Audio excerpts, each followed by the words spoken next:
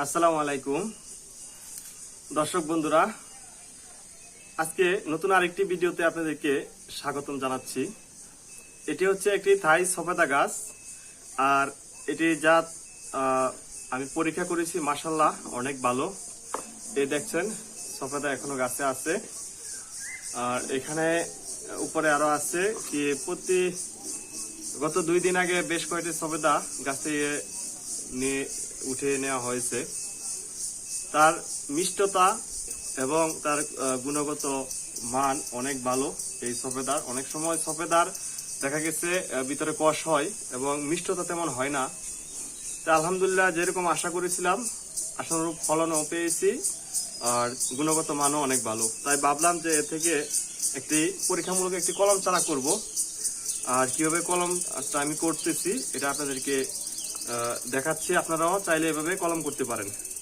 প্রথমে আমি একটি ডাল নির্বাচন করব। আমি কোন ডালটা আমি কলম করব, আমি এটাকে নির্বাচন করে নেওয়ার পর আমি এরকম ছোট চাকু দিয়ে, হয়তো না হয় কোনো ব্লেড দিয়ে, তাহলে দা দিয়ে, আমার হাতে যেটা আছে এটা দা দিয়ে এভাবে প্রথমে আমি উপরের যে বাকলটুকু আছে বাকলটুকুকে আমি সুন্দর করে চতুর্দিকে ঘুরিয়ে কেটে নিব।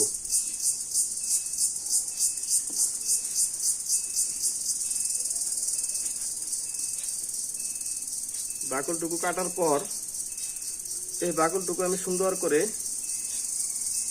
এটা তুলে নিব। দেখবেন নখ দিয়ে এরকম ভাবে সুন্দর করে ধরলেই বাকলটুকু উঠে যাচ্ছে।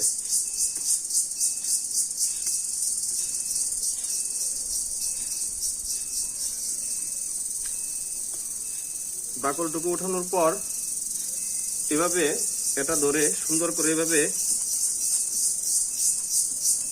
ভালোভাবে পরিষ্কার করে নেবেন, যাতে কোনো ক্রমেই বাকলের নিচে যে নরম অংশটুকু এটুকু থাকলে আপনার কখনোই কলম করতে পারবেন না, কলম আসবে না, শিকড় আসবে না। দেখেন যেভাবে চেষে এগুলো পরিষ্কার করে দিতে হবে।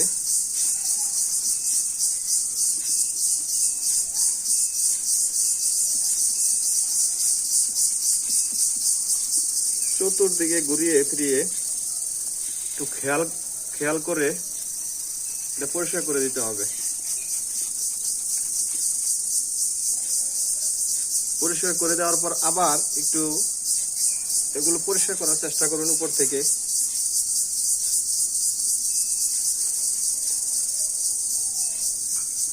এবং এটা একদিনের জন্য এভাবে রেখে দিবেন। একটু রোদ লাগার পর একটু শুকিয়ে যাবে। যদি কোনো অংশ থাকে, আপনার বাকলের কোনো অংশ যদি থেকে থাকে, তাহলে আবার এটাতে কলমে শিকড় আসার সম্ভাবনা খুবই কম। এইভাবে রেখে দিবেন। রেখে দেওয়ার পর পরবর্তী আমি কিভাবে এই কলমটুকু করি সেটা আপনাদেরকে বিস্তারিত দেখাবো, এবং এখানে কি পরিমাণে শিকড় আসে এবং কিভাবে কর্তন করে নিয়ে আমি অন্য জায়গায় স্থাপন করি সেটাও আপনাদেরকে ভিডিও আকারে আমি দেখানোর চেষ্টা করব ইনশাল্লাহ। এবং আজকে এই পর্যন্তই। আগামীকাল আমি এটাতে মাটি দিয়ে কিভাবে বাঁধবো